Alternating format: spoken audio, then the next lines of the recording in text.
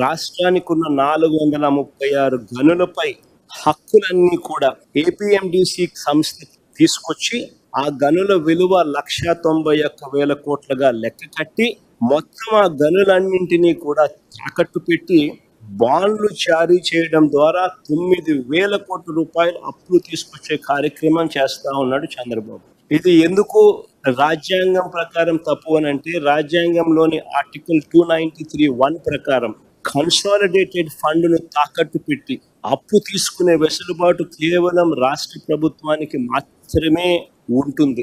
కానీ అప్పు కోసం చట్ట విరుద్ధంగా ఏకంగా రాష్ట్ర ఖజానాపై అంటే రాష్ట్ర కన్సాలిడేటెడ్ ఫండ్ పై ప్రైవేట్ వ్యక్తులకు హక్కులు కనిపించిన చరిత్ర రాష్ట్ర చరిత్రలో కాదు, దేశ చరిత్రలో కూడా బహుశా ఎప్పుడు ఉండిండదు. ఇది చట్టరీత్యా నేరం. 293(1) very clearly, Constitution 293(1) clearly says, subject to the provisions of this act, the executive power of a state extends to borrow within the territory of India upon the security of the consolidated fund of the state within such limits, if any, as may from time to time to be fixed by the legislature of such state by law, and to the giving of guarantees within such limits, if any, as may be so fixed.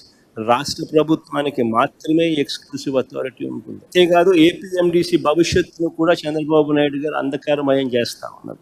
ఏకంగా ఏపీఎండిసిని తాకట్టు పెట్టి అప్పులు తీసుకొని వచ్చి ఆ అప్పులను divert చేసుకుంటూ ఏపీఎండిసిని శాశ్వతంగా కూడా అప్పుల ఊపులేకనెట్టే కార్యక్రమం కూడా చంద్రబాబు నాయుడు గారు దగ్గరుండి కూడా చేస్తా ఉన్నారు.